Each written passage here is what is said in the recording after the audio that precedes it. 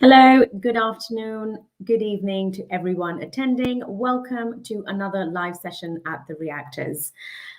Before we get into the session, please take a moment to read our code of conduct. We're all here to learn, so please be mindful and respectful of other people's opinions, understanding of differences, and please be kind and considerate in the way you engage. The chat will be open throughout, and we do encourage you all to participate. Also, please note that this session is recorded and will be available to view on our Microsoft Reactor YouTube channel.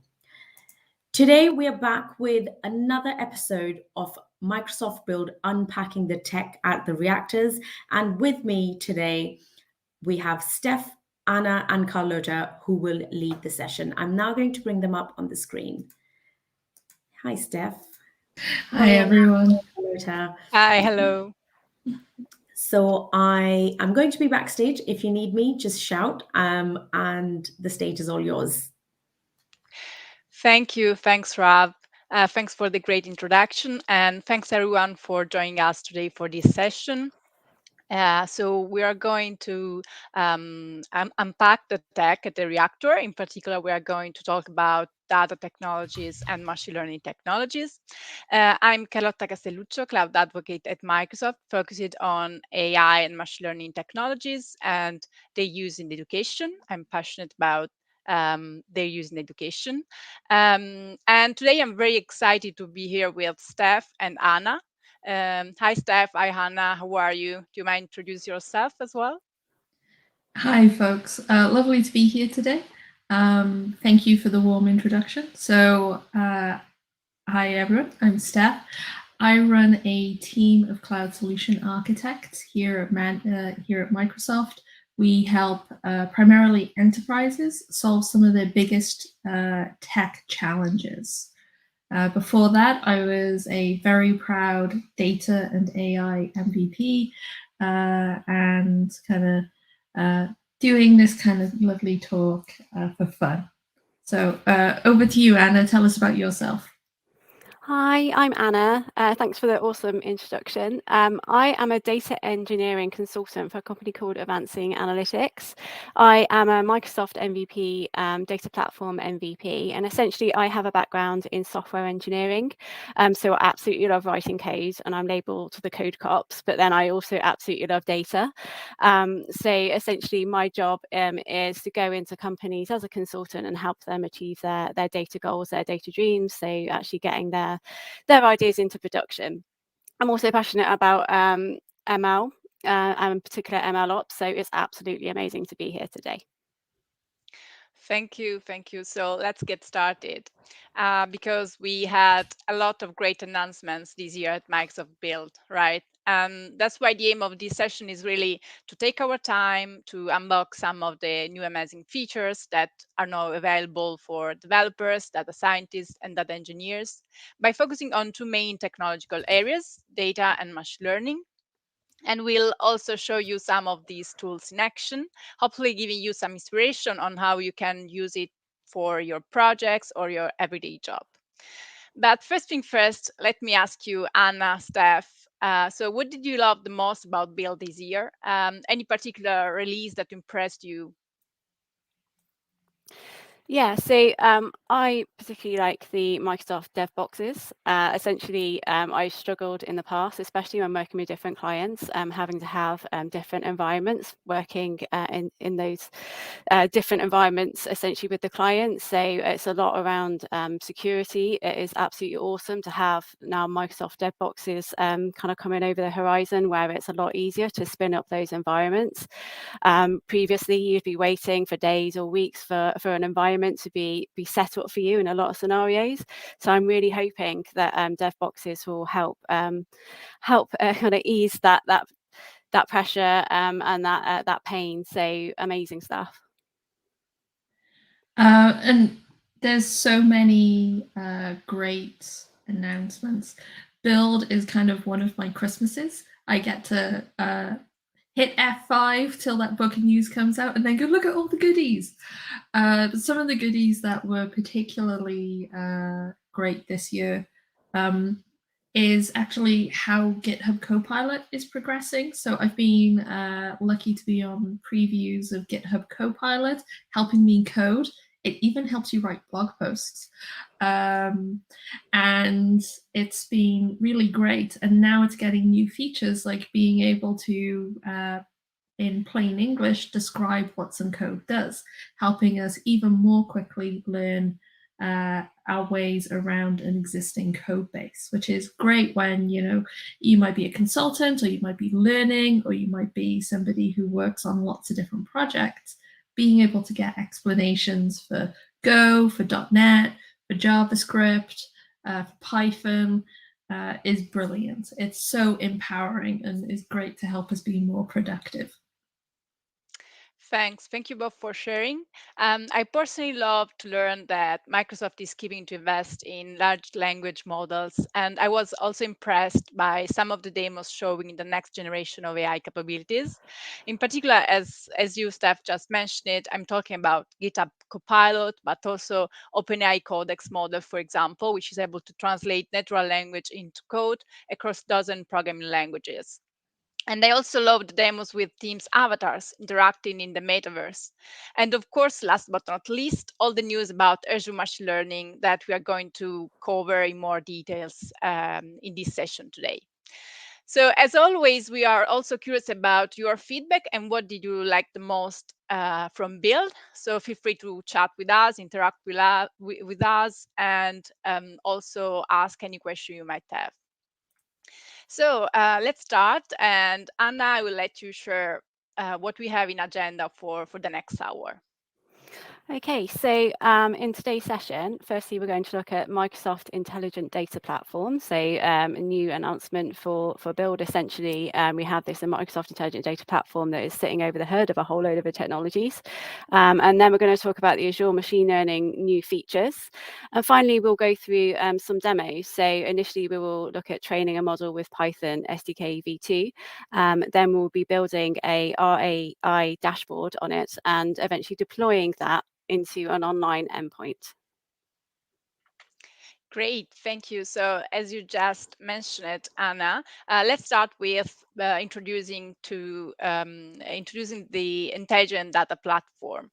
So in a world where every application is expected to be intelligent and adaptive to real-time learning, the new intelligent data platform allows data scientists, data engineers, and business analysts to collaborate together on data analysis, governance, and warehousing, using a complete and integrated suite of tools offering all the service they need to work with their data. So Anna, do you mind tell us a little bit more about data governance and in particular about Microsoft Purview? Yeah, so for those that aren't aware, Microsoft Purview essentially is a governance tool, and it is based on Apache Atlas Open API ecosystem.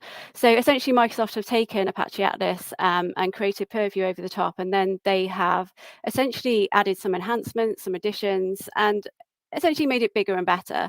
And as part of Build, we have two big announcements, so two big new features as part of Purview. The first being Microsoft Purview data policy for SQL DevOps roles is essentially now in preview. And what this is essentially, this is an intuitive experience for SQL DevOps to provision access to data assets that opt into Microsoft Purview's governance boundaries. This capability enables the data owner to manage the data entitlements essentially from Microsoft Purview. Now, the second announcement is Microsoft Purview Data Estate Insights. And essentially, this will allow users to get the bird's eye view of their data estate health and governance programs adoption. So Data Estate Insights empowers the Office of the Chief Data Officer by giving an overall summary of the data estate. So users can spot and close gaps within a few clicks. So yeah, data governance is it's a big area, and it's something that can quite easily get forgotten. And essentially Purview, especially with these new features, is giving us that control and that one central source to be able to actually manage our data governance and feel more in control of our data. Great, thanks for sharing. So Steph, do you have anything to add about operational databases? Can you tell more about this layer maybe? Yeah, definitely. So part of the ongoing drive with the Microsoft Intelligent Data Platform is to really streamline how we think about and implement some of these different technologies, because it's always really difficult when you've got 20 technologies that could do the same thing to pick the right one. So Microsoft's helping make that easier. Some of the ways that some of the announcements that are helping us kind of do better operational and analytical databases includes, first up, the SQL Server 2022 preview. So you can now download SQL Server 2022 and get started with playing with it. This has a number of improved features, like being even better for a hybrid environment. So you can have an on-premises database that handles your operational challenges and has a copy running in the cloud to be, whether that's for your business continuity or for global scalability. We're also making it a lot easier to start with your development, whether you're a developer or a data person, with local run times of the Cosmos DB and SQL Server databases. So you can have an emulator that you can be developing against to make sure that your stuff's doing what you expect. And to help us with Cosmos DB, where just because it's a NoSQL database doesn't mean that you can forego data modeling. So a big part of that is getting your partition keys right. And previously, in a circumstance where we had kind of what we'd call composite keys of something like a customer, a department, and a user, for instance, in kind of a B2B setting, we'd previously have to mash those together into a partition key. Now we can have those separated out, so we can do more effective navigation and actually optimization under the hood of those partitions, so that we can save money and query more effectively. So super cool stuff. And then another piece that is near and dear to my heart, which is reducing the amount that I have to code, but still having code in my life, is the Azure functions. So previously, when I used to write Azure functions with SQL, Azure SQL database backend, I'd have to write some entity framework code to be able to kind of write database interactions. Now there's input and output bindings, just like there is for blob storage, table storage, queues, and Cosmos DB. So now serverless Azure SQL database could be an effective part of your serverless cloud native technology stack. So some really super cool announcements and so many things to play with. Great, thanks, Steph. Thanks for sharing. Very interesting. So let me move now to the analytics layer. So I believe the analytics layer is a critical part of working with your data. And this platform's layer includes a wide range of products helping you to extract real value from data. The main announcements, the main build announcement in this area are the Azure Synapse link, which is now in preview, making it easier to do business intelligence by reporting on operational data in real time, serving as seamless data pipeline to Azure Synapse Analytics and Azure SQL Database. We have Data Mart in Power BI, again in preview, is a new Power BI premium self-service capability that enables both the novice and the professional user to uncover actionable insights through the datasets. And within Azure AI, we have Azure OpenAI Service, which is a new cognitive service integrating the power of OpenAI models like GPT-3 base series and Codex series with the enterprise capabilities of Azure. And through this service, you can leverage on impressive natural language generation capabilities and also tailor the model to specific needs and use cases.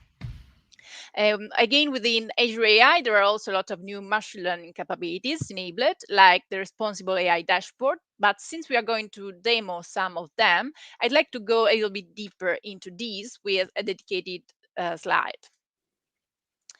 So let me start to give a little bit of context to Azure ML. Azure ML is the foundational layer of Azure AI on which Azure Cognitive Services and Azure Applied Services are built.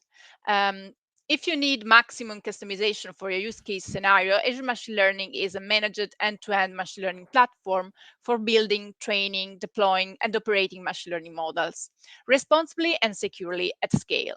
This platform covers the whole machine learning life cycles from data preprocessing, passing through model training and tuning, until finding the best candidate model possible from the performance standpoint to deploy and use it for predictions. The last step of the machine learning life cycles consists in monitoring the model in production, evaluating metrics and additional performance indicators to diagnose errors and warnings. Of course, this is not a linear process that ends with monitoring. This is a looping process which lets you work on continuously improving and adapting your model.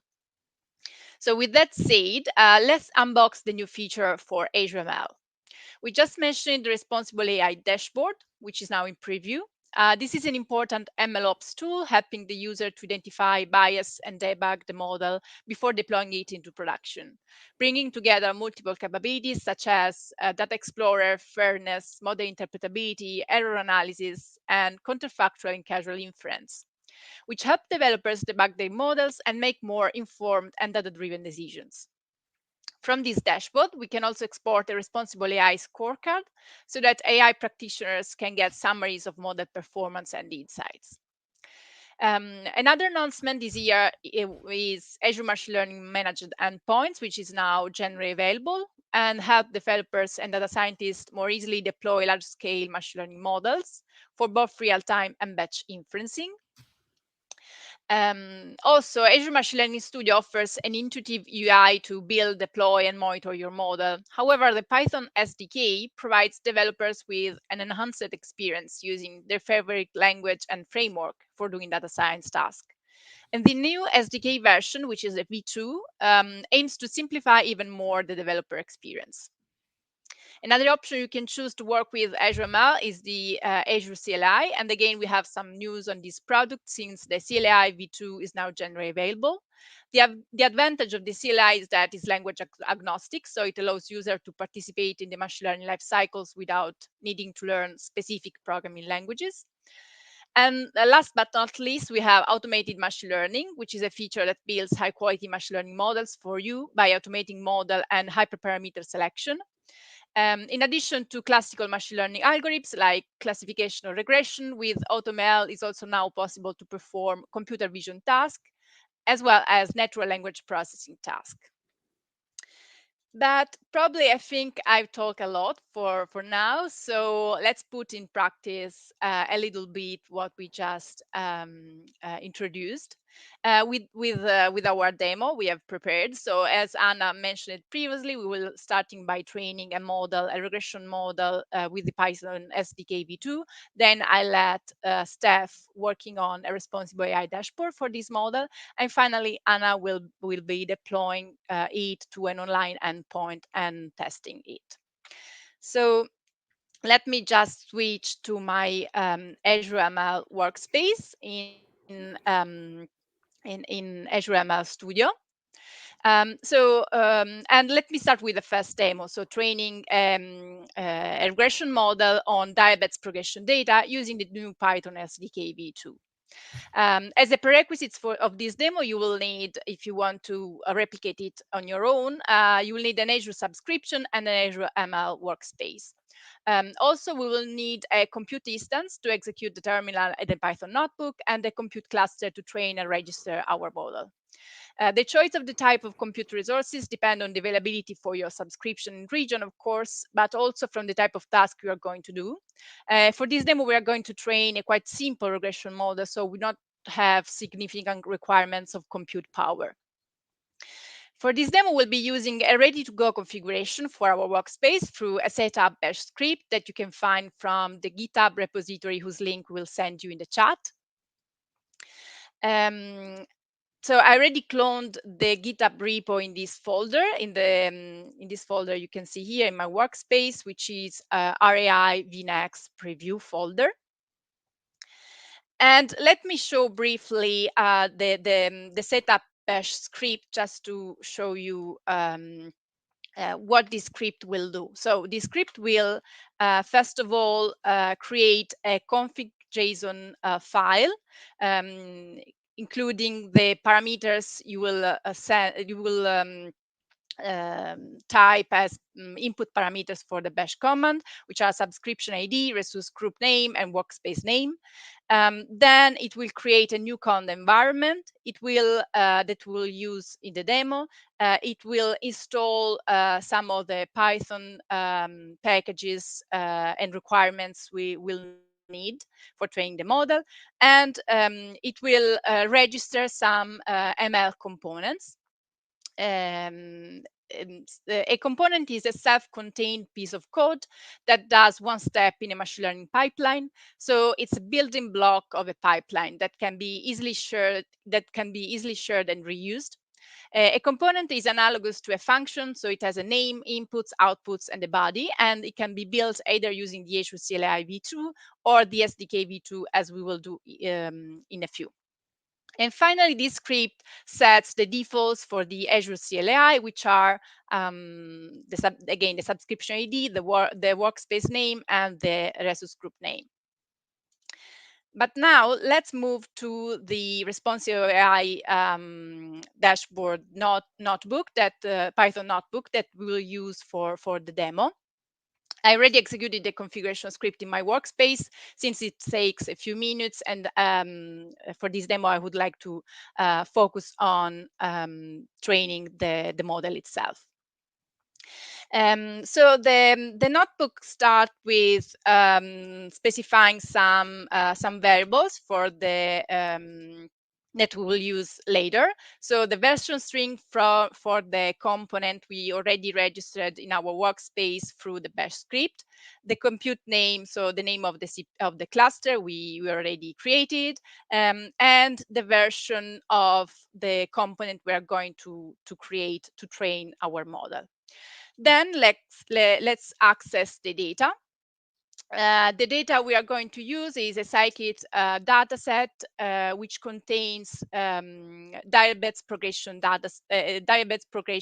data of patients, and we are going to put it in a data frame in a way that we can visualize it here. So a brief overview of this dataset. This dataset contains physiological data collected on 442 patients, and as corresponding target, an indicator of disease progression after a year, so the white label you see here. The physiological data occupy the first 10 columns with values that indicate respectively age, sex, body mass index, blood pressure, and 6 blood serum measurements. The indexes you see from S1 to S6. Of course, the next step to prepare data before training is to split the data into two subsets, one for training purposes and one for validation purposes. And we are going to take the 80% of the data for training purposes. Then we are going to convert this data frame into a Parquet file, because we need them in order to upload the data into our workspace. And another thing we need to upload our dataset in the workspace is an ML client that we are going to build starting from the config.json file created by the bash quick setup script.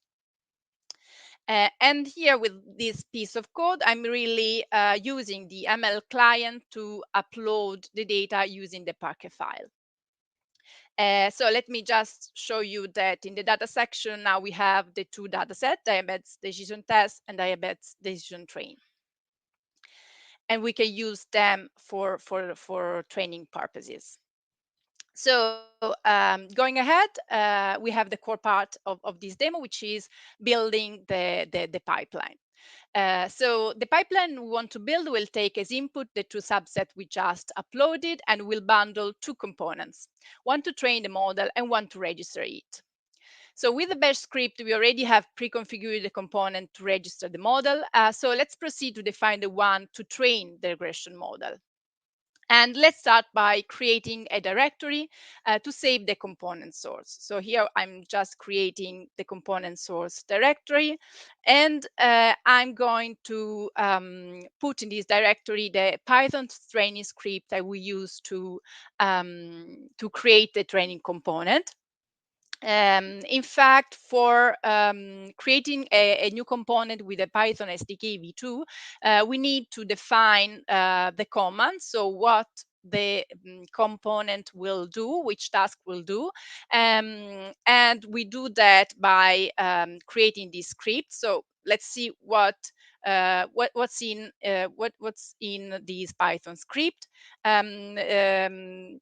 So essentially, this Python script will take the training dataset, the so the label training column and the features training data, will feed the model that in this case is a random forest regressor using this data, and then will save the trained model with ML flow.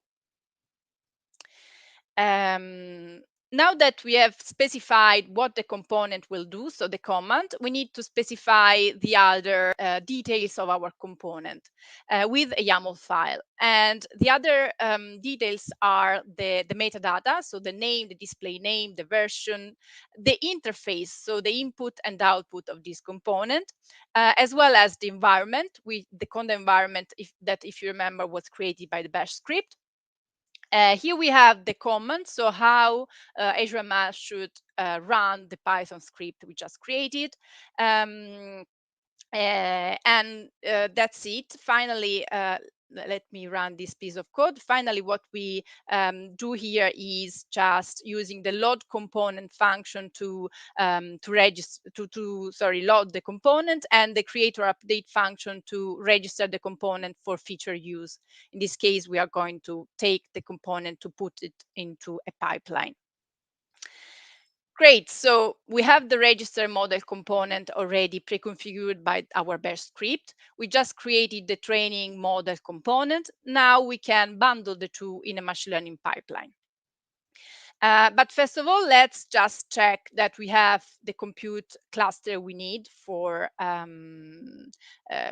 the CPU cluster, and the check was successful. Then let's specify the name we are going to use for registering the model. And finally, here we are. Let's use from the machine learning SDK v2, let's use two objects, DSL and input, to define our pipeline. So the input is used, the input object is used to define the inputs of the pipeline, which in this case are our training and test data. While the DSL the DSL decorator just tells to Azure ML that we are going to create a pipeline. So let's run also this piece of code. We have our training pipeline. Now we need to submit the job to run this pipeline. We are also here creating a function which is going to submit the job and wait for it. So doing some polling in a way that it check when the state of the pipeline is completed. So this will take some minutes, but I just want to show you the pipeline we just created. Here we are. We have the Parquet file as input. The Parquet file we defined as input. We have the component for training the regression model, and finally the component to register the model. So as I say, this pipeline will take a few minutes. So I will let now Steph use an already registered model to build a responsible AI dashboard. Great. Thank you so much, Carlotta, for getting that model built for me. So now my task is to work out whether the model we've built is responsible in that it is privacy conscious, fair, reliable, and does what we expect. So I'm going to kick off my bits and pieces of code because, like with Carlotta's model training, to be able to do some of the responsible AI pieces, it's going to actually run a fair amount of analysis. So it's going to be running on my compute. Whilst that's running, I can now take you through how we build a responsible AI dashboard for our model. So you can see this is running. So when we build a responsible AI dashboard, we first of all actually need to build a pipeline, just like what Carlotta just produced, that will perform our analysis based on different data and inputs to be able to build some of the tools and analysis, and then compiles that into a single responsible AI insights object and publishes that to a dashboard. So we start off, first of all, by registering our components. So these are all provided by Microsoft currently in the Git repository for this preview product. There might be more, and you can, of course, code your own at a later date. So these components we'll look at inside our components. And we can see that we have, for instance, add an explanation. These are versioned, which is really helpful for keeping that audit trail great in a regulated environment. And we can see every version when it was created, updated, and we can see how it's going to look inside a pipeline. Every component and pipeline can have a YAML specification. This is actually how we're going to produce jobs and things, and works really great in a software language agnostic environment, because the code that can end up being run can be R, Julia, you name it. So this is going to run the create explanation.py file with inputs that we've specified, like the insights dashboard path and a comment, and it's going to produce an output. Let me show you some of the code for this.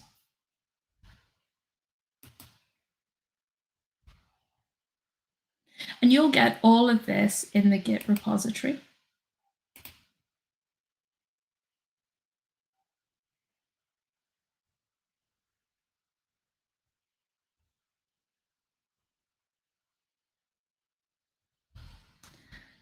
And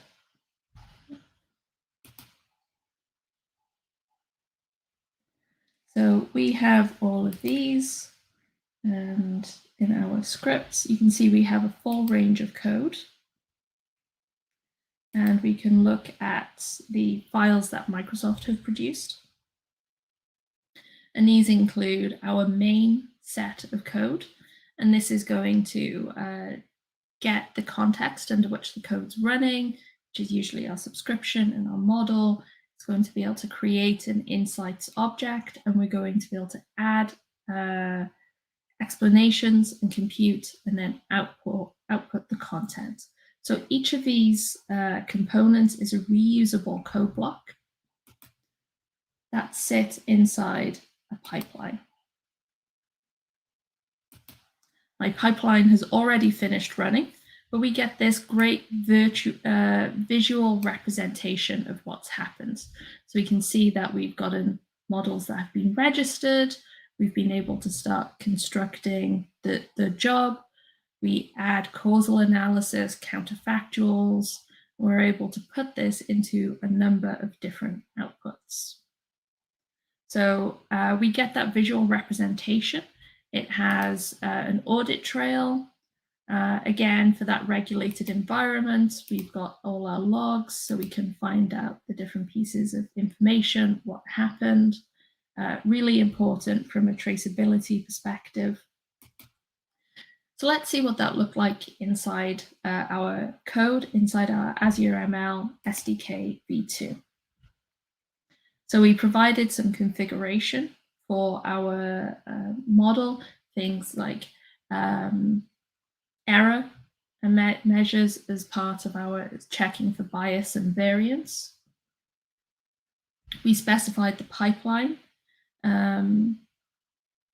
with the different components. So we create, we reference our jobs that are going to go in, which use components, and then using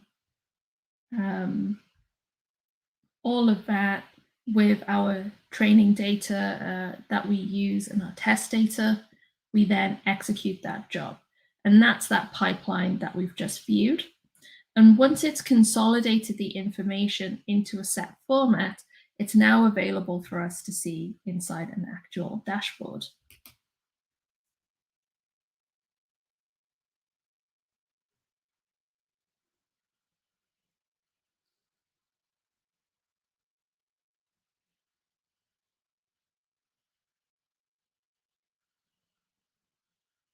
Because this was a job and a dashboard, it's available to us and we can see previous versions that have been run.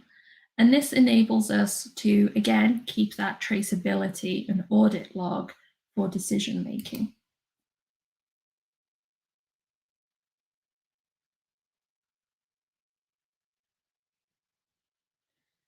This shows us a few things. One of the first things to note is that we're using currently a global cohort.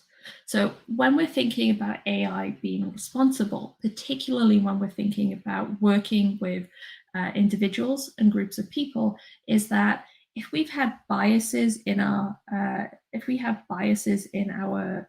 historic data, then those biases could end up leading to unfair or distorted outcomes for people when we make predictions. So we can analyze our machine learning model at a global level, but you can also start specifying additional cohorts for groups of concern to make sure that you're not having bias against certain groups. For instance, in an insurance situation, you might analyze by gender or by race to make sure that you have equitable and fair outcomes. So one of the first things that we're able to do is get our view of predictions by cohort, and we can even see, review of our predictions by features. So we could start looking at genders to see if there is a difference in error rates. We can see that we do have a bit of a difference here in errors between genders. So that would be something we might want to look at more. We can also explore our data, including individual data points. And one of the things that I might commonly look at is our predicted versus actuals.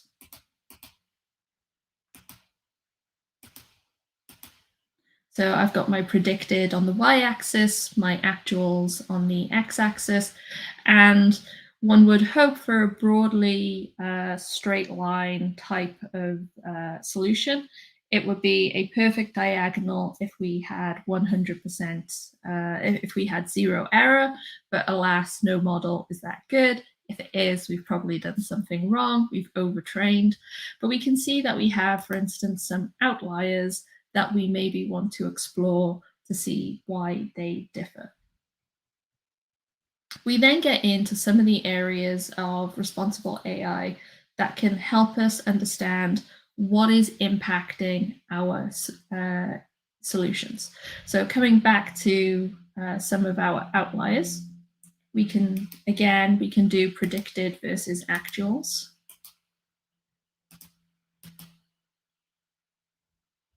And we can see that, coming back to some of our outliers, this has a much higher predicted value than its actual.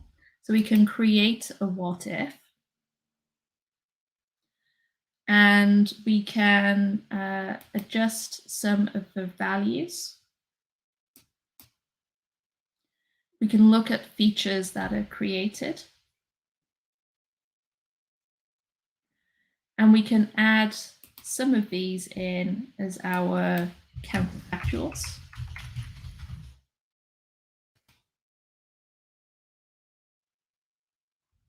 And it's added that there. So we can start doing analysis and start understanding what relationships have been learned, and even which features are most impacting it to adjust our results. So BMI and the S5 columns are the ones impacting. We can also do some causal analysis to do some what if, to be able to see if we change a value. For instance, if we lower somebody's BMI, what the impact would be on their outcome. And this aggregates it at a higher level. And we can set a treatment. So let's say we want to increase, seeing what the blood pressure would do to increase. We can see that actually, if we increased this, we would end up with some adjusted scores. So now with our interactive responsible AI dashboard, we're able to make decisions about the fairness and quality of our model, and also use it to help us understand potential decisions and interventions that we can make. So I'm happy with this model for it to go live. So I'm going to now hand over to Anna, our ML Ops awesome person, to help get this model into production. Anna, over to you. Thank you, Steph. So now we want to actually get this model into production, right? And we've got this new awesome feature, which is managed endpoints. So we're back in the ML Studio again here, and we want to hit on create here. So we're in the endpoints tab. We're hitting on create. We're going to actually create ourselves an endpoint. So we'll just give it a name. We'll tell it what authentication type we want. And you can see here, compute type, we can select Kubernetes. So we could give it our own Kubernetes cluster, but that's not what we want to do right now. We want to actually demo this managed endpoint. So within a few clicks, we're able to actually get ourselves a endpoint, a REST API that we can then give to our developers and actually work with that within our systems. So we'll hit next. And now it's asking us which models we want to work with. And you can see here that there's one here that Carlotta has deployed, and then there's one here that I've created as well. So we'll select mine. And we'll hit on next. And it's asking us for a deployment name. We'll leave that as default for now, but that is really key. And it's worth taking note of that at this point, because we're gonna circle back on this, on our deployments and what we can do with them. Now it's asking environment. Now we don't have to care about environment because this is a managed endpoint, so we can just skip past that. And now we actually want to give it some compute. So we can essentially select some compute. And this is what is the compute that's going to be under the hood essentially for our endpoint. And now we're looking at traffic, and this is really key. So we can essentially decide on this particular deployment how much traffic is actually going to go to that deployment. Now, this is really awesome because essentially when I've had to do this in the past and working with clients, being able to distribute traffic over different versions of models, that is something that we've had to do manually. So we've had to essentially create, for example, a load balancer with a Kubernetes cluster under the hood and loads of loads of instances of the model and the different versions behind that. And then we're using the load balancer to be able to distribute the traffic so that we can actually test new and old versions of the model. And that essentially is called A/B testing, or green-blue testing, you may have heard it called. And essentially what these endpoints are giving us is a way of doing that out of the box, which I think is absolutely awesome. Having spent weeks, months setting this up infrastructure, having this at a click of a button is really amazing, and it is something that can get you going as a team really, really quickly, and able to actually get these models into production, get these models to the different members of your data teams. And that could be your data engineers, it could be your software engineers. There can be many people in your team essentially working on this solution that you're trying to get out there. So if we hit on next, essentially it gives us a summary. And we're not going to create this at this stage because it does take a long time to actually create the endpoint for us. So what we have is one that I created earlier. So we'll just select away from this. And we can see here we've got this demo endpoint that I already created. So if we hit on this demo endpoint, it's giving us a whole load of useful information. So if we scroll down, we can see we've got our REST endpoint, but it also gives us a Swagger URL. So for those who've worked with Swagger, it's really awesome. It's really useful to have that, and it really helps you essentially manage this endpoint the same way you would a normal REST endpoint. So essentially giving this to your developers, they can just treat it as they would any endpoint, any API REST endpoint that they're working with. And if we look at the tabs at the top here, we've got test, consume, monitoring, and deployment logs. You want initially to hit test. So it's literally what it says on the tin. We can essentially test this now that we've got our endpoint. We can actually throw some data into it and see whether it's doing what we're expecting it to do. So if we just quickly jump back into Notebooks, what I've done is I've just grabbed myself some of the data so that I can demo this to you today. And essentially, I just grabbed these first few rows and I've thrown them into JSON so that then I can actually see if what it's predicting, what it's giving back to me matches up with this Y column here that you already had demonstrated to yourselves by Carlotta and Steph. So if we go back into the endpoint, and it's asking us for the input data. So what I will do is I will just paste in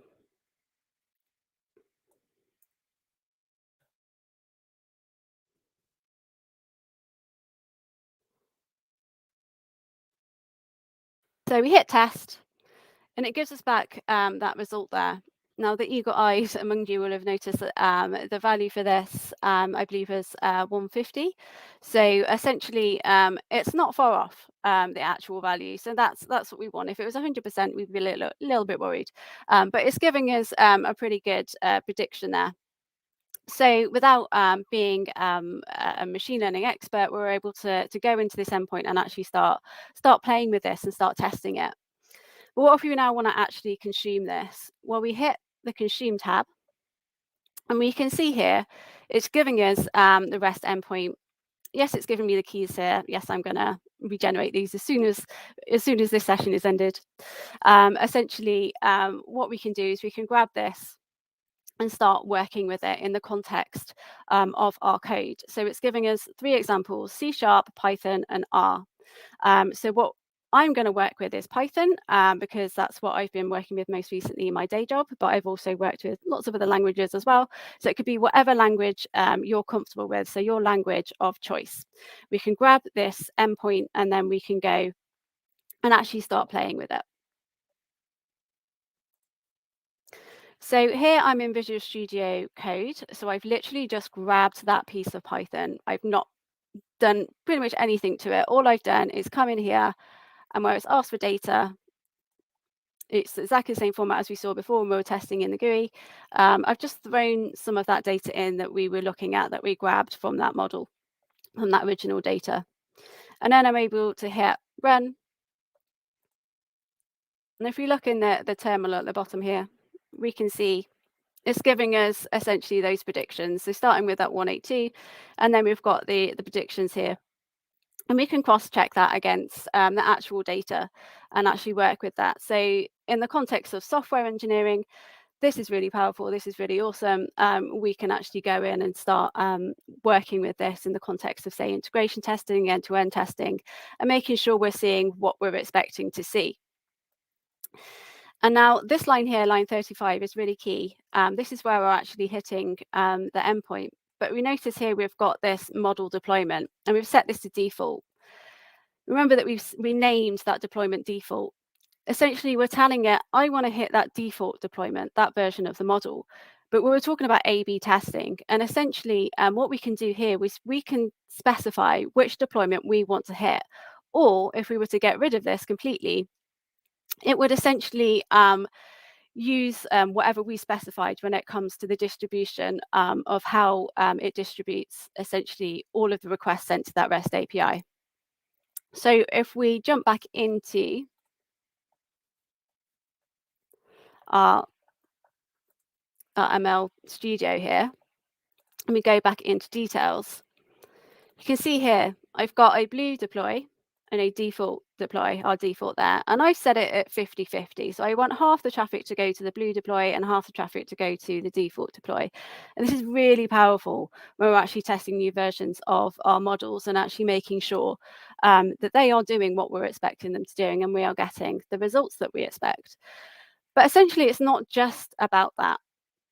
What we also want to be able to do is look at our logs and our metrics around this, right? Because if we're data engineers and we're software engineers, we're not just interested in how well the model is performing from a machine learning perspective. We want to know that this as a REST API is actually reliable and it is doing what we're expecting it to do. And for example, with latency, we want to make sure that it's meeting our SLAs, right?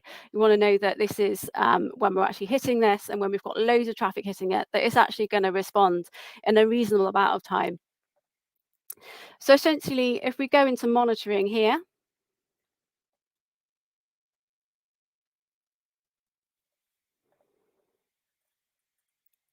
and we'll knock this down to, say, the last 3 hours. You can see here, request latency. So you can see that I've been hitting it with loads of dummy requests, and we've got those 2 different deployments. So we can say, oh, actually, this one performs better than the last one, or this latest one is actually a little bit slow. What's going on? And we can see that in milliseconds, which is really super useful from a data engineering, a software engineer perspective. We're able to view this and make sure that it is essentially behaving and acting as we need it to, and to meet our SLAs. And finally, if we go into metrics here, we see it takes us to a new, into a new tab. I'll just do that again, sorry.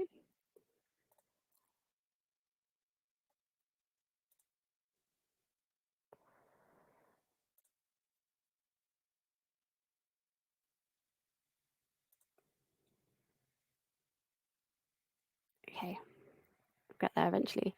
Okay, so it takes us into this new tab here, and we've gone into Azure Metrics essentially.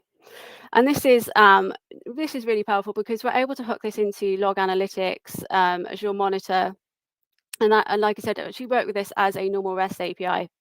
And so we can see here we've got our metrics panel here, but what we can also do is go into Diagnostic Settings. And this is where I've already set this up to actually connect to an instance of Log Analytics. So I'd be able to go into Log Analytics and actually look at all the metrics and the logging essentially, and start working with that the same I would any other REST API, and weave this into our bigger solutions, and just have this part of our ecosystem. And given that deploying data solutions, ML models can prove so difficult, this new feature is super awesome because it makes it really easy for us to actually be able to get this out there really, really quickly, and actually get it tested and actually get the whole team essentially working together. So on that note, I will pass back to Carlotta, who will wrap things up. Great, thanks Anna, thanks Steph. I really loved your demos, and I really believe that all our endpoints as well as responsible AI dashboard are very useful tools for data engineers, MLOps engineers, and data scientists. So it's come along so far. I remember back in 2014, 2015, I had to set up a Linux virtual machine with Apache and use the Apache package to create an API that people could hit to be able to use my real-time ML model that I'd built that hit databases and got information. And during all of that process, I didn't have any infrastructure as code. I had to handwrite everything. I had to write all the code to explore the model, and I ended up with like a 50-page document on the responsible AI aspects, and all of it was by hand, and I had to do all the logging and monitoring myself and like write that in. And it was a project of, you know, a couple months to build a robust, scalable solution. And even that was just on a single VM. And now we did it together in about 30 minutes. So it really is just like the amount of productivity and improvements that we've gotten from just like 5 to 10 years ago in the data science space is just, it's amazing. Love it. Yeah, definitely I agree. So we have a few minutes left. Maybe we can take some questions, if any. Mm-hmm.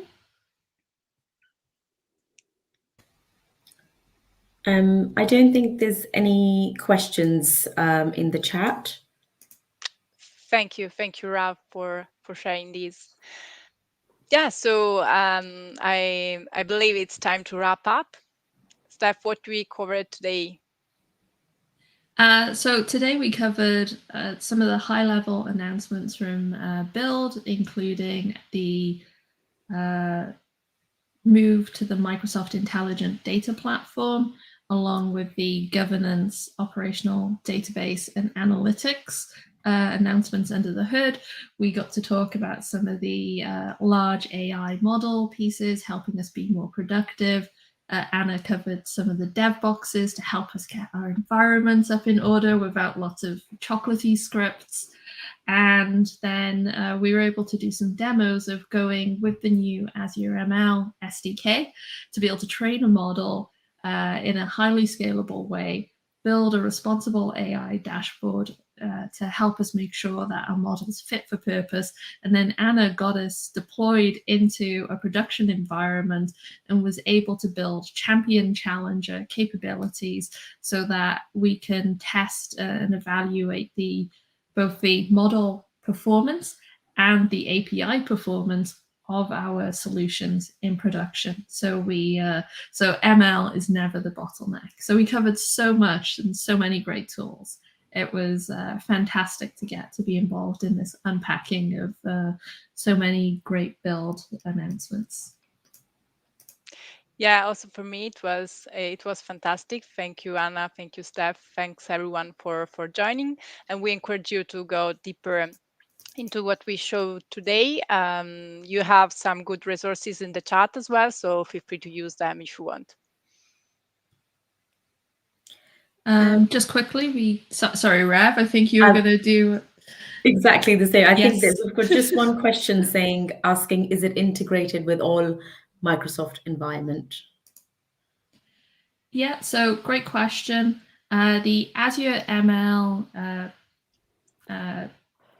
stack works inside Azure, and basically anything that you can connect to in Python, R, Julia, PowerShell, you name it, if it's in the Microsoft environment or outside of the Microsoft environment, you can connect to it to get data in. You can train models in different languages and then have them running in production in Microsoft Azure. So you can have it inside Kubernetes clusters in the Azure environment, but you can also go hybrid and multi-vendor and take the model containers and actually have them running in clusters or environments outside of Azure. So it's Microsoft first, that'll be your easiest plug and play style setup, but you can also go very much outside of the Microsoft ecosystem as well.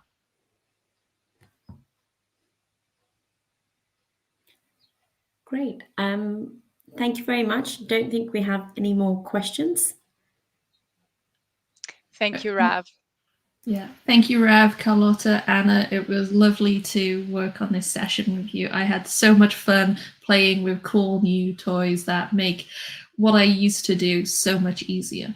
I love it. Thank you all. It was very Thank nice you. for me as well. Thank you. Yeah, really enjoyed it. Thank you. Bye, everyone. Bye, everyone.